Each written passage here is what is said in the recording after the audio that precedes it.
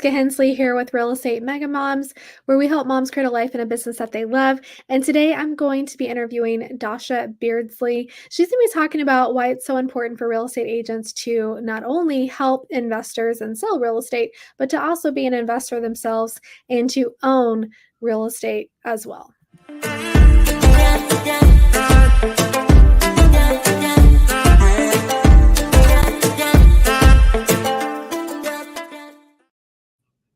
Hey, Dasha. Hey, thank you so much for having me on. Thank you for being here. I'm excited to get to know you more and to introduce you to our women. You reached out and asked to be on the podcast because you're passionate about helping real estate agents, I think, right? To be investors. So let's talk a little bit about you and tell me, like, what's your background in real estate? Absolutely. So currently, I am the Director of Investor Relations at Lone Star Capital. And what we do here is we own and operate properties in Texas, not just any type of property, but specifically multifamily, so larger apartment complexes. And the way that I got here, my entire life, my parents had their own residential brokerage, so they were helping people buy and sell properties. I know you're very familiar with all of that. In the San Francisco Bay Area, which is a very competitive market. There's a lot of money to be made, but again, very competitive. So my brother and I watched my parents definitely hustle a lot and, make some big wins in real estate, which was exciting, but there was a lot of volatility as well, seeing them in their business and a lot of kind of commission chasing. So I think what my brother and I took away from that is, there's a lot of money and a lot of wealth that can be created long term with real estate. But specifically, my brother kind of found this out. He's my older brother, found that multifamily can offer a lot of scalability and potentially some more predictability as well as an investment vehicle rather than single family. Yeah. So basically, he when partnered with his business partner Kent, who is the other principal of Lone Star Capital, and they started buying properties in Texas and syndicating the equity, which means that basically just taking a wide range of investors, with minimums varying and a minimum investment size varying. And yeah, basically we have a large range of investors now, and we're doing the same thing just at a larger scale. Yeah. So what made you and I guess I will back up a little bit. I think it's great what you're doing and it's so smart. There's so many real estate agents out there that are really just focused on that transaction of helping the buyer, helping the seller, and then they're using that commission to live but not necessarily invest into their future and to become the investor, to become the owner. And it's really sad. I mean, there's a number of reasons that I've heard of agents, not wanting to invest. But this is an industry that like as a real estate agent, anyone that's listening to this, if that's your profession, I believe that we should be the first ones in line to own, and not to mention there's tax benefits. So what was that transition for your parents from going just traditional residential brokerage to, I'm assuming they're now investors as well? Yeah. So they basically they had a lot of equity built up in their home, and their entire lives they thought that was their investment, that was their retirement, and it was true to some extent, but there was no real sort of path for them to walk away from their business and to retire comfortably, or really at all. And so basically once my brother really started to understand multifamily and investing either passively or actively in multifamily and the scalability of it, he kept trying to convince them over and over again to sell their home and then basically invest in multifamily. So that is what they did. They didn't, they invest a bit with us, but they do have their own properties as well, where they are the sole owner and they self-manage as well. And so now they've completely walked away from their brokerage and are just full-time investors. And so right now, actually, so they're active investors in Texas. They have 300 units of their own, Wow. and that is not, with Lone Star. We don't manage or operate them. However, they are just even they've made a lot, they've been able to have a really successful investment with, taking the equity from the home and buying those properties. However, even now they just want to become passive investors with us. So that's also going to be kind of their next step of their transition from active multifamily investors into passive. So What do um, you think is the number one reason that real estate agents you know, don't actually make that leap? What are they afraid of? I don't necessarily know if it's a fear. I think it's a kind of a lack of knowledge that this type of investment vehicle exists. I think when people think of investing in real estate, not just actively working in it, they think it takes a lot of money. It's gonna, a really long time commitment.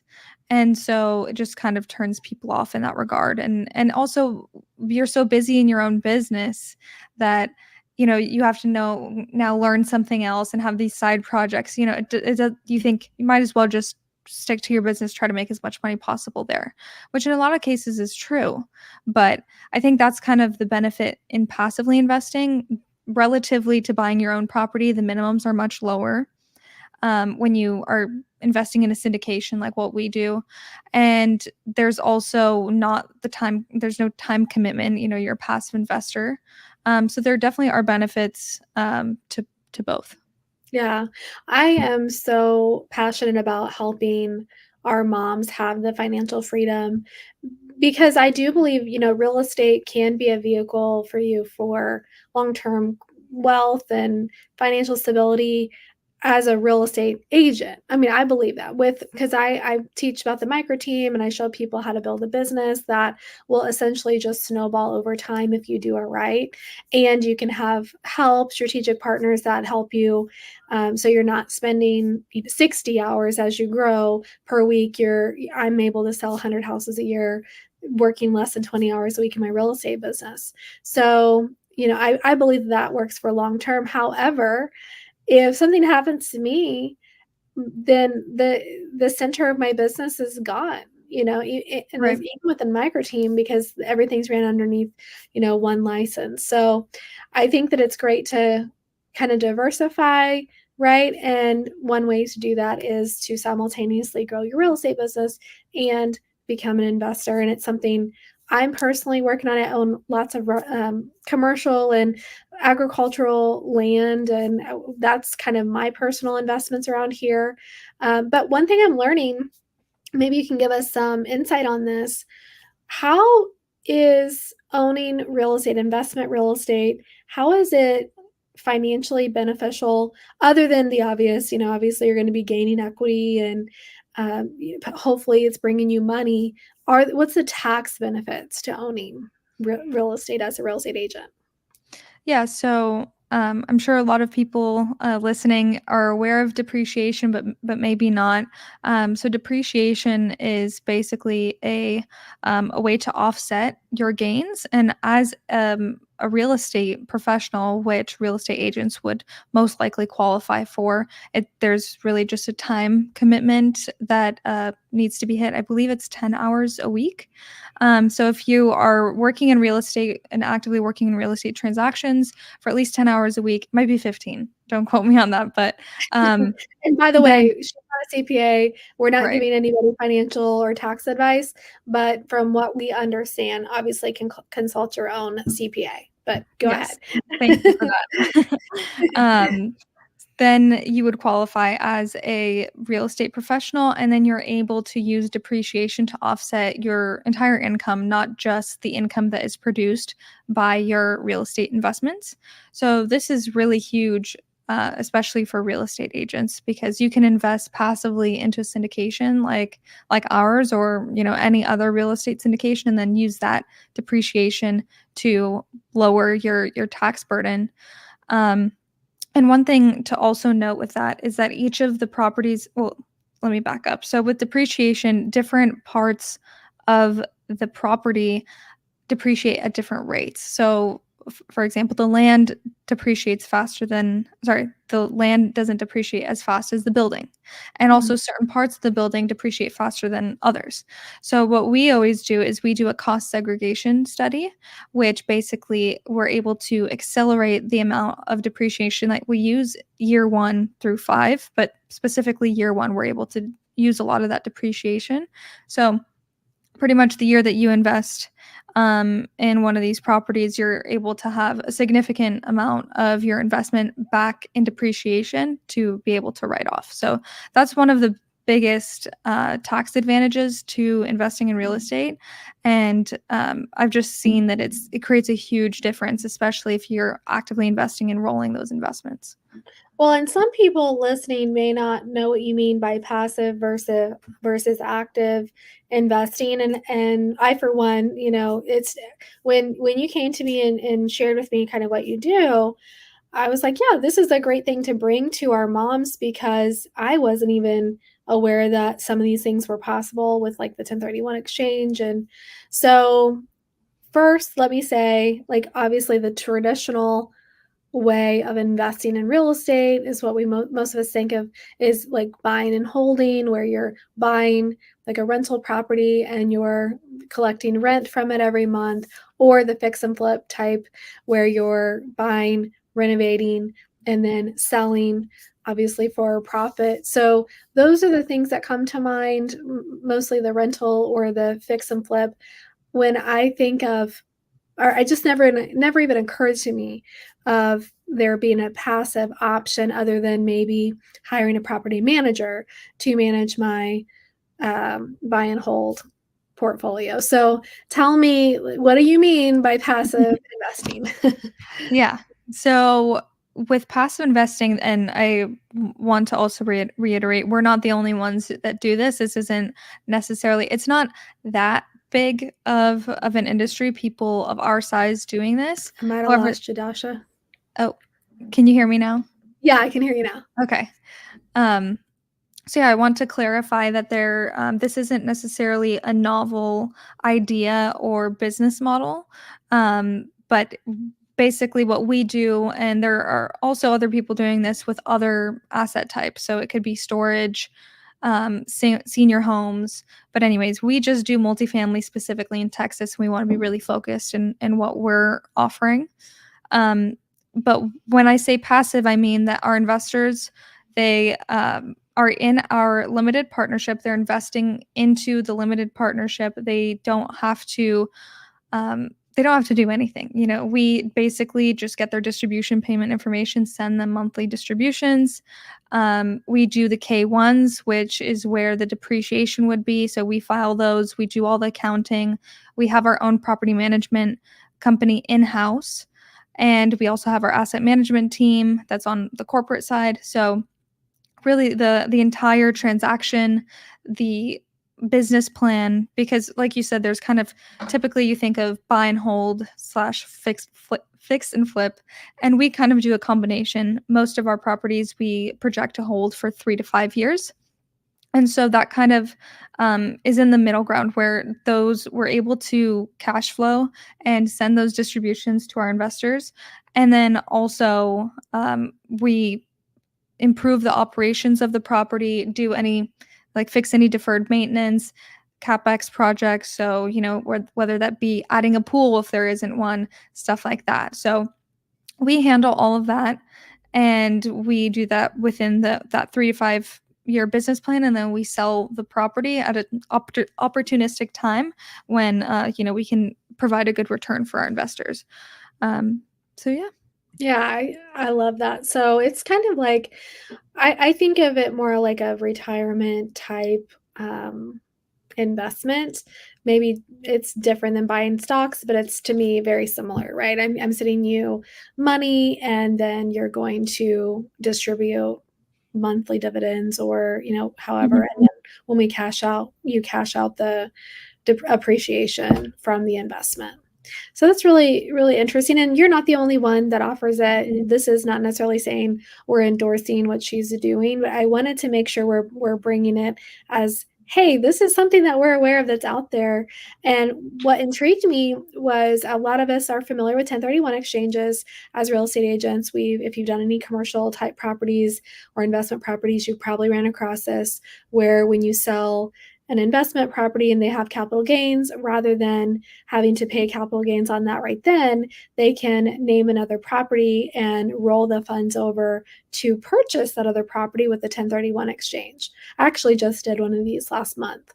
And you're saying that if that person maybe doesn't have an identified property or they're they want to go from active to passive, they could actually reinvest that money into something like what is are you guys a real estate investment trust, or what is the actual name of the type of product you're offering? Yeah, so we're a private company, and then we have for each deal that we do, we produce different entities that investors can invest in. So, for example, if it's just any other like a passive investor, they would be investing into the LP with limited partnership of that property. But if it's a 1031 exchange, then it would be into the tenancy in common. We call it a TIC. So they would be investing, and the TIC has direct ownership to the property, which is how we're able to actually satisfy that 1031 exchange requirement. Okay. And then I have an investment background too, because I was a financial advisor in a previous life. But you also mentioned that you can do like a rollover, an IRA rollover into Yes. your investment products. That's really cool. Because I've also thought often like, I trust real estate, and really I feel like real estate gets a better return than many investment options out there. So, and in a lot of ways less risky. I mean, and I just haven't I wasn't sure exactly, other than REITs, I wasn't sure how to roll over an IRA into. So, how does that work? So it's pretty similar to the way that any of our other investors would be investing. There obviously with the custodian, there's a little bit more work involved, but that's mostly on my and the custodian's end. We just basically have to connect. It's like a triangle, and have to make sure that our legal documents are satisfying the custodian's requirements. But basically, it's the same. There's just a small subscription document that needs to be filled out with the investment amount and has the terms of the investment, and we need the W-9 for the IRA, and that's pretty much it. The Yeah, it's not much different, I don't think, than investing in any other sort of offering with your IRA. So we do take IRA funds, solo 401ks, all of that. Yeah. And what is the minimum investment for, to actually have a share in your company? So it won't be a share in our company, it will be a share in that particular deal, which I think is also a nice benefit. You're not just blindly investing into any deals that we do. You can really dive into the numbers of that specific offering, but the minimum is 50,000. Okay. And I don't know if you know or have the numbers, but like assets under management, I mean, what's your portfolio look like right now? Yeah, we have over 500 million in assets under management. Yeah, that's awesome. How many investors do you have right now? That's a good question. I think it's about like total investors that have ever invested with us, maybe about Okay. 400-ish, maybe Yeah. 500. Yeah. Yeah. And I mean, this is a little different podcast, but you guys, Mhm. I'm kind of geeking out over it. I just enjoy this. I always like talking about investments and the numbers and all of that. So, any advice that you would have for the real estate mom that's watching, that's just like, this is all very interesting, but I don't know how to get started. Like, what would your advice be on how to get to this point where they're ready to invest? Yeah, there's a lot of great materials because although there are plenty of people doing the same thing, it is important not to just blindly trust any company, including us.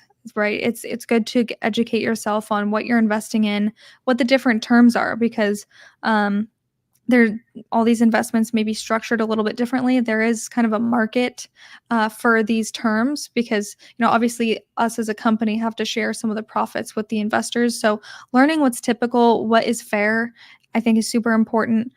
And yeah, we actually have a passive investor guide on our website. So I can send you the link so you can put it in Yeah. the show notes, which I think is a really great way that just kind of generally discusses how to be a good passive investor and also make it passive because, if you're constantly underwriting each deal and analyzing it, it quickly can become a job as well. So I think that guide can be really helpful for the listeners.